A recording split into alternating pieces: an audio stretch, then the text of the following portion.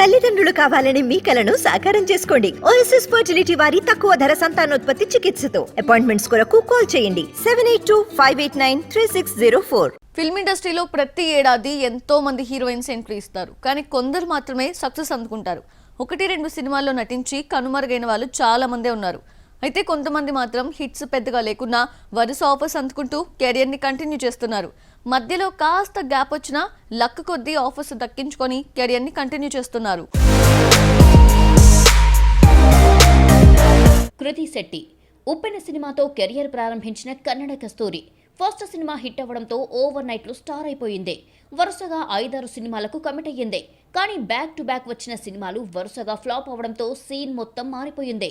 Golden leg కాస్త iron leg అనే పరిస్థితి ఏర్పడింది. అయినా తెలుగులో యంగ్ హీరోలతో నటించే అవకాశాలు దక్కించుకుంటూనే ఉంది.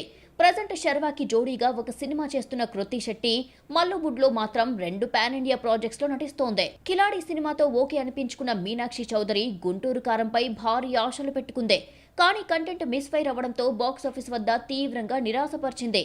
అయినా ఈ బ్యూటీకి ఆఫర్లు వస్తూనే ఉన్నాయి. ప్రజెంట్ తెలుగులో లక్కీ భాస్కర్, మట్కా, వెంకీ ప్రాజెక్ట్స్ చేస్తున్న తను కోలీవుడ్ లో విజయ్ గోట్ లో నటిస్తోంది. ఏజెంట్ సినిమాతో టాలీవుడ్ లో అడుగుపెట్టింది సాక్షి వైద్య. తర్వాత వరుణ్ తో కలిసి గాంధీవదారి అర్జునలో నటించింది. భారీ అంచనాలతో వచ్చిన ఈ 2 సినిమాలు బాక్సాఫీస్ వద్ద బాల్చా తన్నేశాయి. అయినా రవితేజ కొత్త ప్రాజెక్టులో ఛాన్స్ అందుకుంది సాక్షి వైద్య. మల్లువుడ్ లో హల్ అనే సినిమాలోనూ నటిస్తోంది. నభా నటేష్, మాళవిక నాయర్లు సక్సెస్ కొట్టి చాలా కాలమైంది.